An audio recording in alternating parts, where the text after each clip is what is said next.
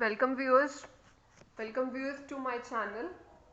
As you know that we are going with the chapter number 3 of class 10th mathematics. So in the last videos I have done the concept which is regarding the exercise 3.1, and we have discussed all about the intro portion of the exercise 3.1 of the linear equations in two variables. So in this video lesson I'm going to explain about the exercise 3.2 concept and all about the hints and examples of that exercise. ठीक है, तो सबसे पहले थोड़ा सा revise कर लेते हैं कि हमने अब तक क्या पढ़ा। कि हमने अब तक जो है graphical solution of linear equation हम पढ़ चुके हैं कि लीनियर इक्वेशन होती क्या और उसका ग्राफिकल सोल्यूशन जो है हम वो कैसे निकालते हैं, ये हम अब तक पढ़ चुके हैं।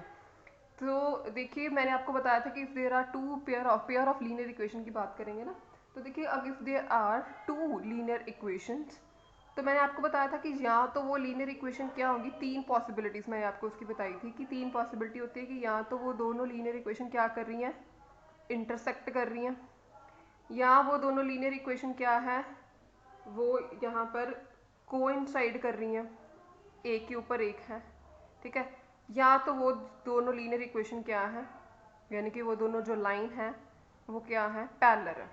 तीन पॉसिबिलिटीज मैंने आपको बताई थी और इसका सोल्यूशन हमने देखिए कैसे मैंने बताया था कि अगर दोनों इक्वेशन दोनों लाइंस अगर इंटरसेक्ट कर रही है तो इसका एक कॉमन पॉइंट है। अगर एक कॉमन पॉइंट है तो इसका एक यूनिक सोल्यूशन होगा। जितने कॉमन पॉइंट है उतने इसके सोल्यूशन होंगे। इसके क्या इनफाइनाइट कॉमन पॉइंट्स हैं तो इसके इनफाइनाइट सोल्यूशंस होंगे। ठीक है, अगर इसके नो कॉमन पॉइंट तो इसका नो सोल्यूशन। ये मैंने अब तक आपको बताया था। ठीक है, अब मैं फिर से एक बार एक टेबल के थ्रू प्रॉपरली आपको बता देना चाहती हूँ कि अगर आपको लाइंस गिवन हो, लाइंस की इक्वेशंस गिवन हो, ठीक है, आपने उसको सिर्फ देख के ही आपने उसको कैसे जज करना है कि इसका ग्राफिकल सोल्यूशन क्या होगा, इसका अलजेब्राइक सोल्यूशन क्या होगा।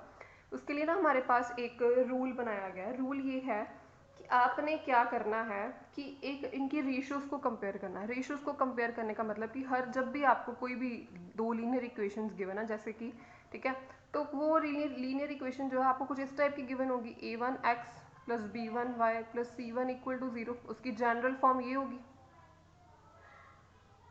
ठीक है ना, उसकी जनरल फॉर्म ये होगी, यानी कि x के कॉफिशेंट का नाम a1, y के कॉफिशेंट का नाम b1, इसका नाम c1, इसका a2 b2 एंड c2। ठीक है, तो जैसे कि मैंने आपको कहा कि यहाँ पे जैसे मान लीजिए मेरे पास ये इक्वेशंस है।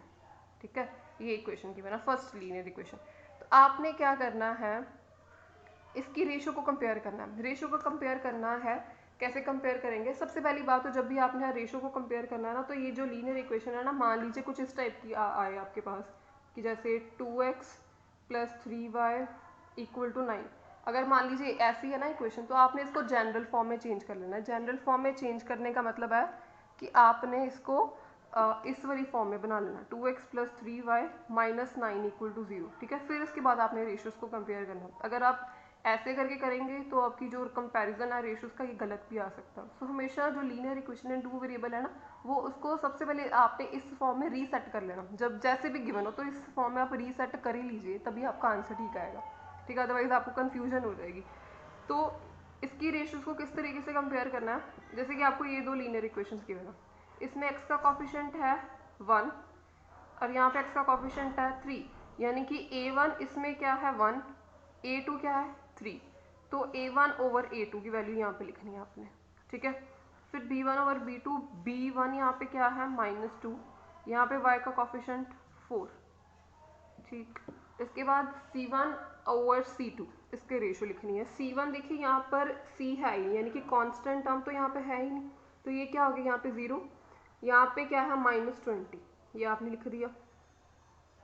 ठीक है, अब हमने क्या करना है, इन रेशियोज को कंपेयर करना है। ये मैं आपको रिजल्ट्स बता रही हूँ। ठीक है, आपने इन रिजल्ट्स को हर बार हमें ये सब करने की जरूरत नहीं पड़ेगी। एक बार रिजल्ट याद हो जाएगा तो it will be very easy for you to solve the questions of the exercise work. पहले हम a1 a2 की सब में जो है ना, मैंने जो यहाँ पे मैंने लीनियर इक्वेशन ली है उनकी मैं वैल्यूज ही लिख लेती हूँ। तो यहाँ पे देखिए a1 की वैल्यू 2, यहाँ पे a2 की वैल्यू 4। ठीक है, यहाँ पर b1 की वैल्यू 3, इस पे यहाँ पे 6, यहाँ पे c1 की वैल्यू -9, यहाँ पे c2 की वैल्यू -18। इसी तरीके से इसमें भी लिख लेती हूँ, मैंने यहाँ पे 3 इक्वेशंस अपनी तरफ से ली हैं, ठीक है, 3 पेयर ऑफ इक्वेशंस लिए हैं।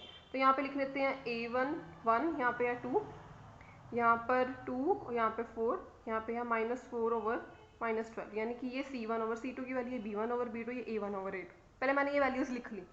अब हम क्या करना, हम कंपेयर करने लगे, इन रेशियोज को मैं कंपेयर करने लगी। कंपेयर करने का मतलब है कि मुझे देखना है कि ये कौन सी रेशियोज आपस में इक्वल हैं और कौन सी इक्वल नहीं है।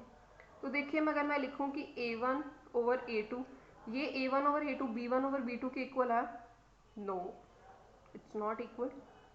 इवन C1/C2 के भी इक्वल नहीं है, यानी कि A1/A2 1/3 है, ये -2/4 है। अगर इसको मैं कट भी कर दूँ तो ये 1/2 भी बन जाएगा, है ना। 1/2 is not equal to 1/3, so it is not equal. इसमें ये जो है वो इक्वल नहीं है, ठीक है। अब इसमें कंपेयर करके देख लेते हैं, ये क्या है, ये 1/2 है। अगर इसको मैं कट करूँ तो ये भी 1/2 बन जाएगा, ये भी देखिए 1/2 है। तो ये सारी चीज क्या है, तीनों रेशियोज क्या है, सेम, यानी कि A1/A2 which is equal to B1/B2 which is equal to C1/C2।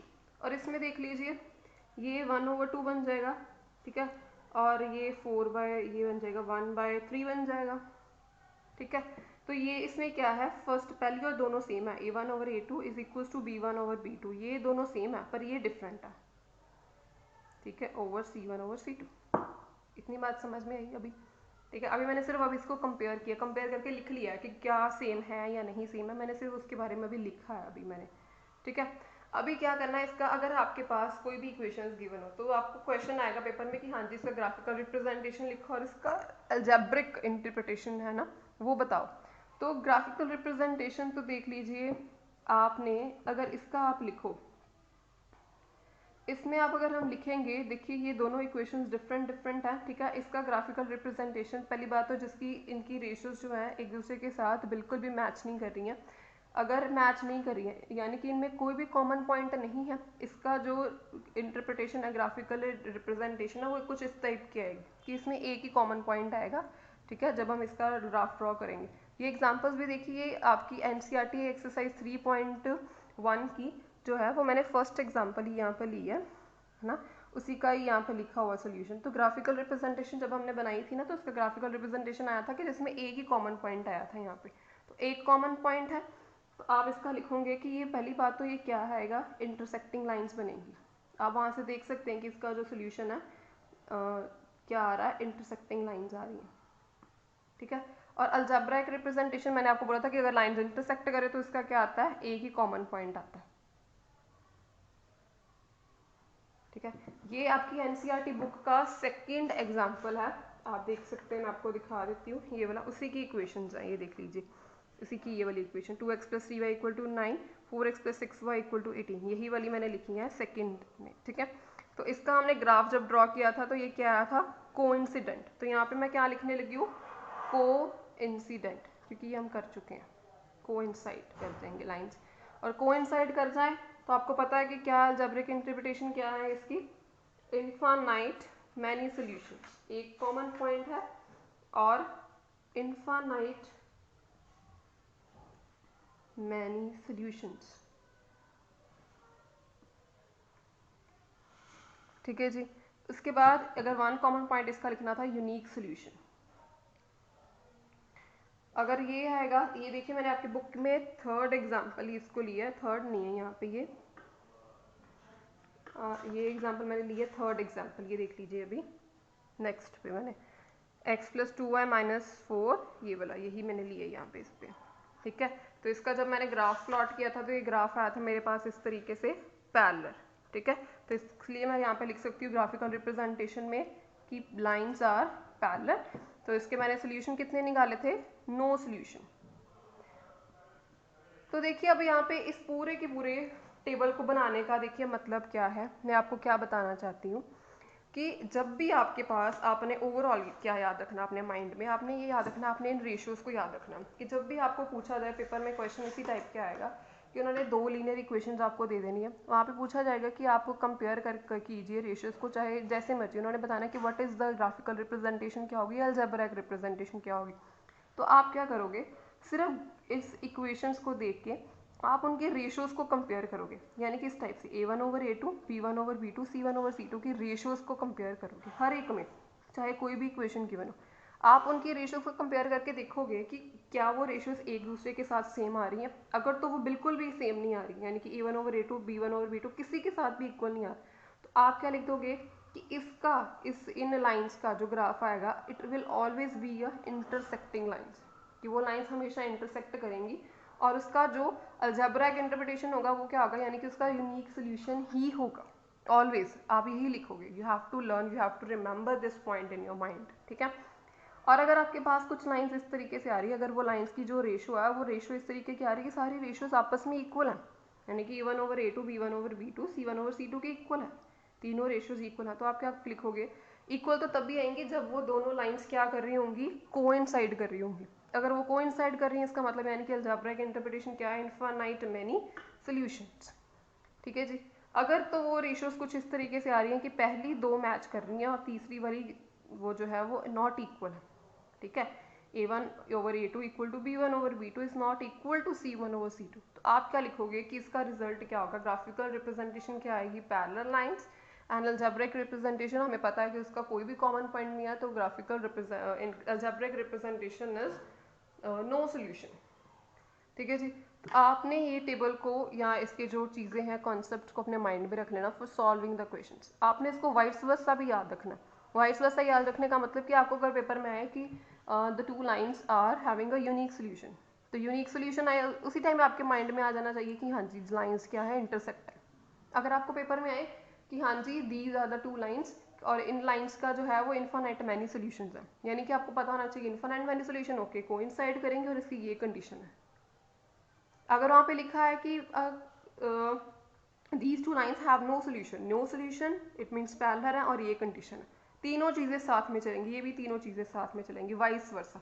कोई भी चीज़ आ सकती है, ये कंडीशन आ सकती है, आपको ये बताना है, या आपको अलजेब्रिक रिप्रेजेंटेशन आ सकती है, आपको रेशियोज बतानी है, रेशियोज आ सकती है, ग्राफिकल रिप्रेजेंटेशन बतानी है, ग्राफिकल रिप्रेजेंटेशन आ सकती है, आपको अलजेब्रिक बतानी है, ठीक है। तो ये इसको आप बहुत अच्छे से ध्यान से कर लीजिए, पेपर में इससे रिलेटेड बहुत सारे क्वेश्चंस आते हैं, ठीक है। So now we will solve the exercise 3.2 based on this concept, based on this topic.